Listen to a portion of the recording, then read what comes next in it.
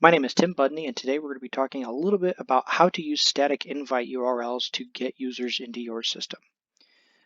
So the standard way to invite users to the system is to simply put in their email address and invite them. But for example, say you don't want to have to go through and invite every single person in a supplier uh, by email address and have to type them all in. You just want to be able to give them a form that they can fill out their own email address, and you can just simply approve the accounts.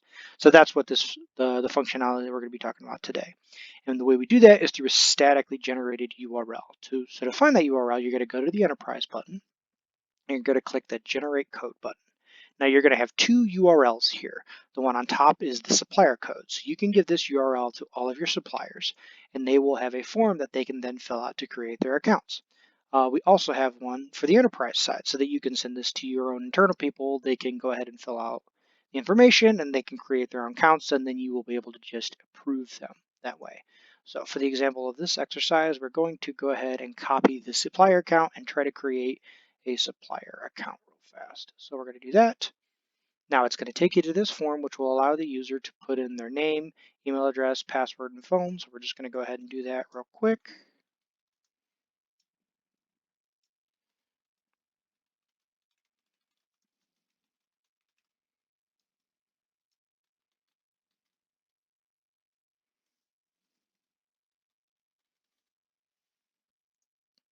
So this account now has been created. And as you notice, it takes you back to the standard front page. So we're going to go back to our administrator account, and we're going to go to users. We're going to go to pending supplier. Now, if you'll notice, the user that I just created now shows up in the screen. And this is basically the holding pen where enterprise users or administrators can go in and see all the requests for accounts that have been created, and they can decide whether to approve or deny that request. Now we do have a bit of security controls on this. If you'll notice, this email address is highlighted in green. That means it has been approved by the domain whitelist that your organization has set up. And we're going to talk a little bit about that here real quickly. So if you go to the Enterprise button and you go to the Enterprise Domain Whitelist and the Supplier Domain Whitelist, these are two domain whitelists that you can set up. And this basically says, for example, this one, any email address that has an @foo.com or @gmail.com can be approved, but if you have an @outlook.com, it will not be allowed to approve. You can basically use this to ensure that you kind of don't get any phony or fake email addresses being created into your system. We have separate whitelists, one for the enterprise side and one for the supplier side. So it's probably a good idea to put your internal email domain here and then what your expected supplier domains are right here. And this will kind of help you create, it'll help prevent the creation of fake user accounts in your system.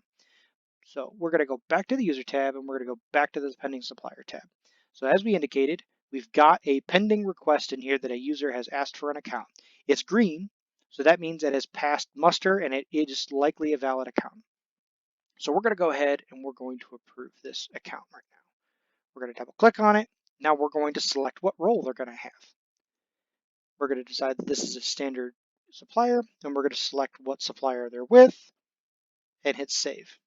When we do that, the account will be created.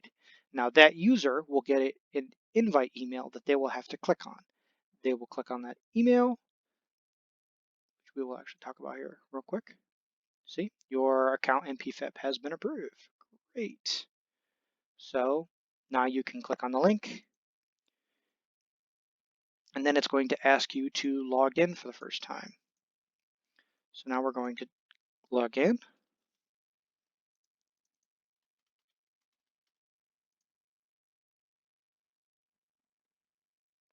Now it's going to ask you for a validation email. The reason we do this is to ensure that we didn't ever get associated with emails that aren't real or fake or maybe have kind of bypassed security procedures, right? So you will go ahead and you will get a 6 to 8 digit code that will go in here in your email. You'll go ahead and paste that code in here. You'll verify it, and then your account will be created and that user will be all set.